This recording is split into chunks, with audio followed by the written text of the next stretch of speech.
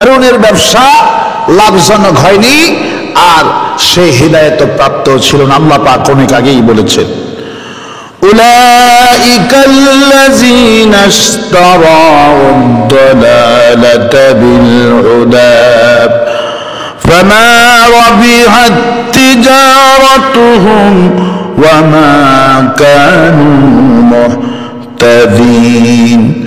আল্লাহ পাক বলেন, এরাই তারা যারা হিদায়াতের বিনিময়ে পথভ্রষ্ট ক্রয় করেছে, কিন্তু তাদের ব্যবসা লাভজনক হয়নি, আর তারা হিদায়াত প্রাপ্ত ছিল না।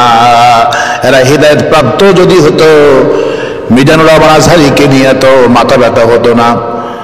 তাফসীর মাহফিলে মানুষেরা টাকা পয়সা দান করেন, আল্লাহ পাক টাকা পয়সা আমওয়ালিকুম, আগে টাকা দাও, ওয়া আনফুসিকুম, তারপরে জানও দাও। আল্লাহ পাক বলছেন আগে টাকা দাও, তারপরে জান দাও।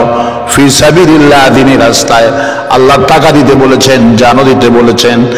আর এই হিদায়াতের বদলে এরা পথভ্রষ্ট ক্রয় করেছে, হিদায়াত প্রাপ্ত নয়। এই জন্য মাথা খারাপ হয়ে গেছে, জনসমুদ্র দেখে মাথা খারাপ হয়ে গেছে। মাথা খারাপ কারো হবে? আল্লাহ পাক বলেন, কোরআন তো মুমিনদের জন্য হিদায়াত, আর যারা মুমিন নয়, কোরআনের মাহফিল দেখলে ওদের কলিজার মধ্যে আগুন জ্বলে। আল্লাহ পাক তো অনেক আগেই বলছেন, আল্লাহ পাক বলছেন, ওয়ালা ইয়াজিদুল যালিমিনা ইল্লা খাসারা। কোরআন মুমিনদের জন্য ঔষধ, মুমিনদের অন্তর রোগ ভালো করবে, হিদায়াত প্রাপ্ত হবে। কিন্তু যারা জুলুম বা যারা চাঁদাবাজির দল, এদের অন্তরে রোগ ভালো হবে না।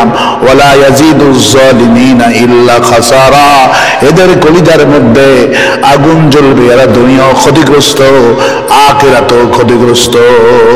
এরা দুনিয়াও ক্ষতিগ্রস্ত, আখিরাতেও ক্ষতিগ্রস্ত। এরা হলো মুনাফিক টাইপের মুসলমান। ওরা আমাদেরকে মুনাফিক বলে, জামাত ইসলামীকে মুনাফিক বলে, অথচ আজকে প্রমাণ হয়ে যাচ্ছে কারা মুনাফিক কারা মুমিন। মুমিনদেরকে মুনাফিক